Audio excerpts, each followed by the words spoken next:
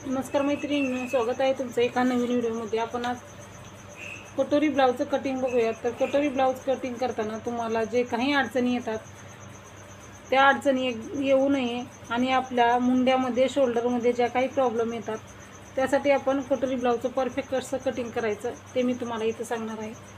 तर 32 साईजच्या ब्लाउजसाठी आपण कटिंग बघूयात। तर खूप सोपी पद्धत आहे, सहज एकदम एकच व्हिडिओ बघून तुम्ही कोणत्याही साईजचं कटिंग करू शकता। तर बघा, मी इथं डबल फोल्ड पेपर घेतलेला आहे। डबल फोल्ड पेपर घेतल्याच्यानंतर तुम्हाला माप आपल्याला कशी टाकायची, उंची किती घ्यायची ते मी तुम्हाला इथं सांगणार आहे। तर आता आपण इथं काय केलेलं आहे, सुरुवातीला डबल फोल्ड पेपर घेतलेला आहे। तयार ब्लाऊजची उंची आपली आहे 13 इंच आहे। 1 इंच मार्जिन, 14 इंचाला मार्किंग करायचं आहे। आपण पुढच्याही भागाला आपण 14 इंचालाच मार्किंग करून घ्यायचं आहे आणि उरलेला जो पेपर आहे तो आपल्याला कट करून घ्यायचा आहे, म्हणजे आपल्याला पुढचं माप टाकताना एकदम काही प्रॉब्लेम येणार नाही।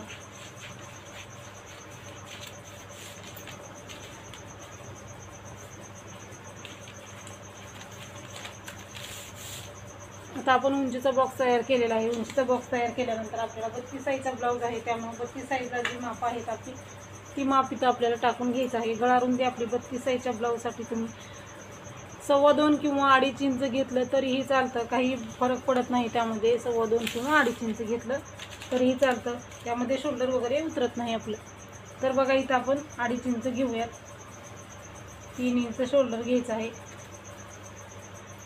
तर आपण नवीन पद्धतीचं कटिंग करतो त्या पद्धतीचे व्हिडिओ अपलोड आहेत, पण प्रत्येक जणाला ती पद्धत कोणाला आवडते, त्यामुळे आपण ही साधी जी पद्धत आहे त्या पद्धतीचा हा 32 साईजचा व्हिडिओ आहे।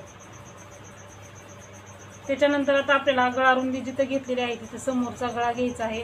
32 साईजचा ब्लाऊज आहे, समोरचा गळा 5.5 आहे, अर्धा इंच मार्जिन, 6.5 इंचाला मार्किंग केलेलं आहे। इथंही 2.5 इंच घेऊन 2.5 इंचाचा बॉक्स तयार केला आपण।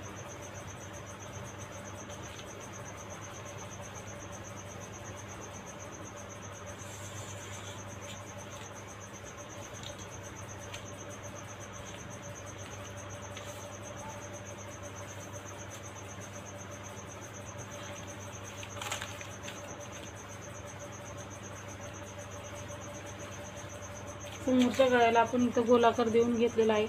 समोरच्या गळ्याला गोलाकार दिल्यानंतर आता आपल्याला ज्या ठिकाणी शोल्डरचा पॉईंट आलेला आहे त्या ठिकाणी आपल्याला मुंडा घ्यायचा आहे। मुंडा आपल्याला 5.5 इंच घ्यायचा आहे। इथंही आपण 3 इंच आहे, तर खालीही आपलं बरोबर 3 इंच आहे का बघून बरोबर 3 इंचाला मार्किंग करायचं। 3 इंचाचा बॉक्स तयार करायचा आहे आपल्याला।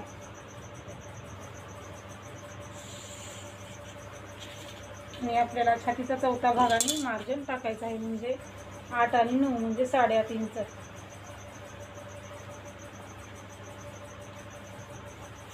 1 इंच मी 8 इंचाला केली, 1 मार्किंग 1.5 इंचाला म्हणजे 9.5 इंच घेतलेलं आहे। छातीचा चौथा भागाने शिलाई मार्जिन, त्याचबरोबर आपण हेच मार्किंग खाली घ्यायचं आहे।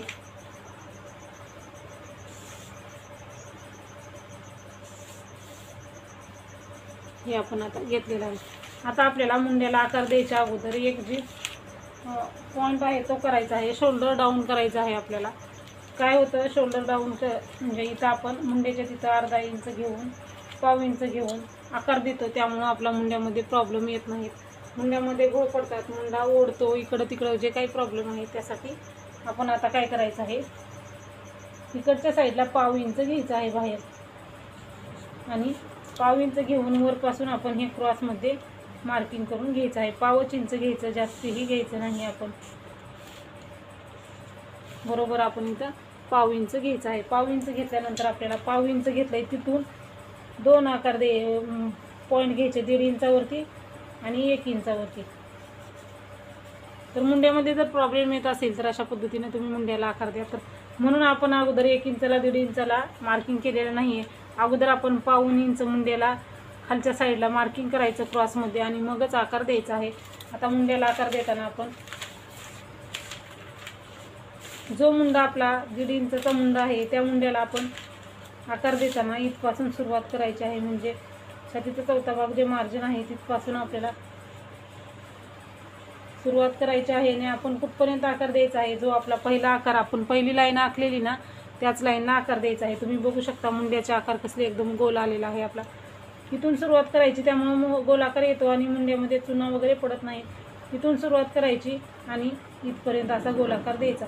म्हणजे जे आपण पहिल्यांदा जो मुंडा घेतलेला, जी सरळ लाईन आखलेली, त्याला 1.5 इंचाच्या मुंड्याचा आकार द्यायचा। 1 इंचाच्या मुंड्याला आकार देताना 1.5 इंचापासून सुरुवात करायची आणि जो आपण पाव इंच बाहेर घेतला ना, त्या पाव इंचाला ह्या मुंड्याला आकार देऊन घ्यायचा आहे। म्हणजे बाहेरच्या मुंड्याला बाहेर नाही आकार द्यायचा, आतल्या मुंड्याला आतच्या साईडनी आकार देऊन घ्यायचा आहे अशा पद्धतीने। म्हणजे तुमचं मुंड्यामध्ये जे काही प्रॉब्लेम आहे ते प्रॉब्लेम येणार नाही। अशा पद्धतीने तुम्ही मुंड्याला आकार देऊन घ्या। आता आपण मुंड्याला आकार देऊन गेलेला आहे, तर आता आपण इथं कटोरीचं मार्किंग करूया। कटोरीचं मार्किंग करताना आपल्याला सुरुवातीला क्रॉसपट्टी टाकायची आहे। क्रॉसपट्टी आपण इथं हुकलूकच्या साईडला 3 इंच आणि नंतर 1.5 इंचाला एक मार्किंग करायचं आहे। तर फिटिंगच्या बाजूला पण आपण 2.5 इंचाला एक मार्किंग करायचं आहे। सुरुवातीला 2.5 इंचाचा बॉक्स तयार करायचा आपल्याला। 2.5 इंचाला बॉक्स तयार केल्यानंतर परत सरळ लाईन आहे त्यावरती 3 इंचाला मार्किंग करायचं आणि आपल्याला वरती कर्वमध्ये ह्या पॉईंटला जॉईन करून घ्यायचा आहे। म्हणजे हा आपल्याला क्रॉसपट्टीला असा आकार देऊन घ्यायचा आहे, म्हणजे क्रॉसपट्टी आपली एकदम व्यवस्थित अशी येते। आता क्रॉसपट्टीचं मार्किंग झालेलं आहे, तर आता आपल्याला कटोरीचं मार्किंग करताना हा जो छातीचा चौथा भाग आणि मार्जिन 9.5 इंच आहे, 9.5चा आपल्याला मध्ये काढायचा आहे 5.25 इंच। तर तसं गणित करायला जमत नसेल तर हा डबल फोल्ड टेप करायचा,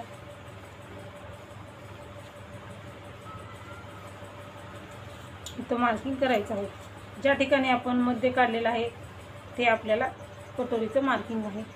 इथं आपण 1 इंचाला मार्किंग करायचं। त्याच्यानंतर जो आपला 2.5 इंच 1 इंचचा मुंडा आहे तिथून खाली 2.5 इंचाला एक मार्किंग करायचं आहे। तुम्हाला जर कटोरीला आकार द्यायला येत नसेल, बऱ्याच जणींना प्रश्न पडतो कटोरीला गोलाकार देता येत नाही, त्यांच्यासाठी कटोरीला गोलाकार कसा द्यायचा, सरळ घ्यायचं आहे। आपण हे इथपर्यंत सरळ घ्यायचं, हे असं मार्किंग करून घ्यायचं आहे आपल्याला। मार्किंग केल्याच्या नंतर आता आपल्याला काय करायचं आहे, हा आपला इथला पॉईंट आहे, हा आपला पॉईंट आहे आणि हा एक आपला पॉईंट आहे। तर आपण आता असं कर्वमध्ये गोल आकार देऊन घ्यायचा आहे।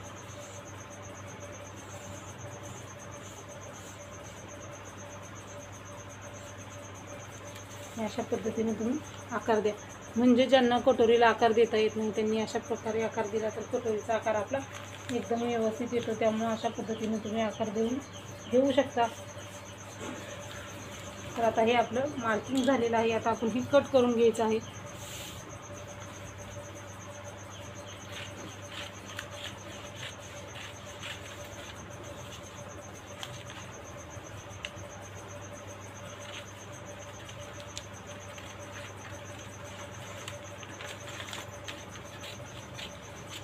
जसं मार्किंग तसं कटिंग करायचं आहे। म्हणजे आपण 1 इंचाच्या मुंड्याला जसा आकार दिला आणि 1.5 इंचाच्या मुंड्याला आतल्या बाहेरच्या जे मार्किंगला आकार दिला ना, त्याच पद्धतीने तुम्ही ते कट करून घ्यायचं आहे।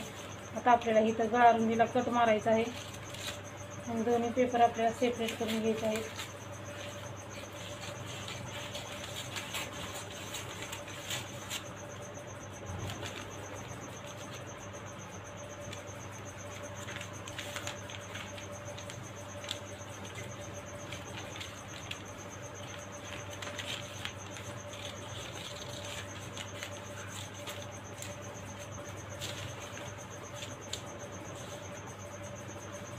एक इंचाचा मुंडा पण कट करायला विसरायचं नाही, जसं आपलं मार्किंग आहे तसंच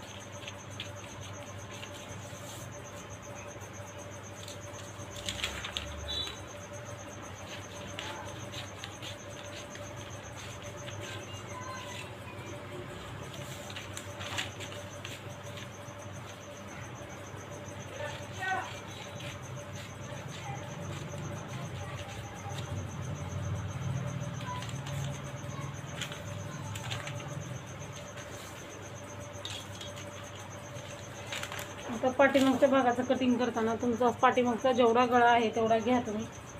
हे आपला गळारुंदीचा कट आहे ऑलरेडी। 9 इंचाला मार्किंग केलंय आणि इथंही आपण 2.5 इंच गळारुंदी घेऊन